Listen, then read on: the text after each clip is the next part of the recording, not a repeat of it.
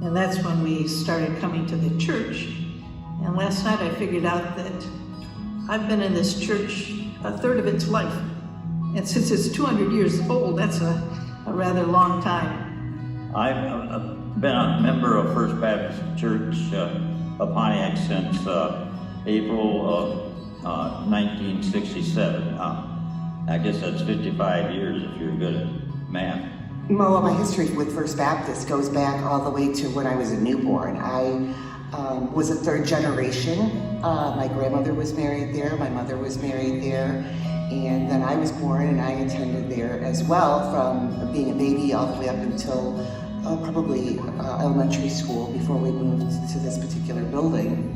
The morning services usually had over 1,000 people in them, and we had Sunday school back then, and there were probably over 1,000 or maybe 1,200 sometimes in Sunday school. I remember as a child growing up in that building, and it was so beautiful.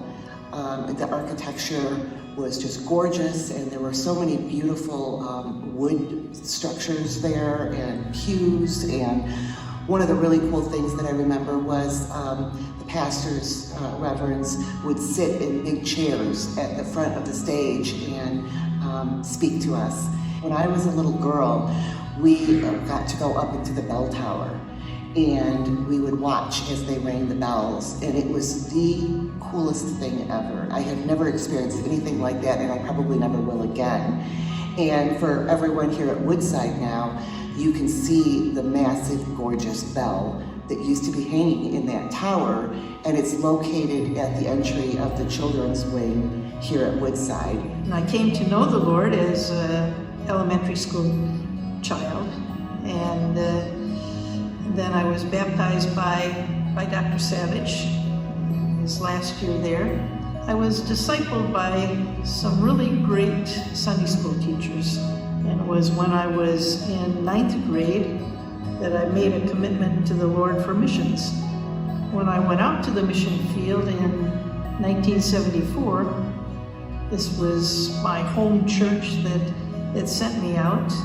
Boy, it's been a journey. It's like our journey as Christians. There are peaks, there are valleys. The nature of Pontiac changing, and the leaders back then thought we should examine getting other property. And so we moved out here in 1980, Christmas of 1980. It was just a cornfield. The leadership at that time said we'd be in a sanctuary in 10 years. Well, we didn't get into a new sanctuary until 2014 after we merged with Woodside. One of the wonderful things about coming to this particular building while we were still First Baptist is, we all held on. We just prayed and we thought, God will bring us people when God is ready. And then we merged with Woodside, and it started to grow. And it was just such a beautiful thing to watch it grow.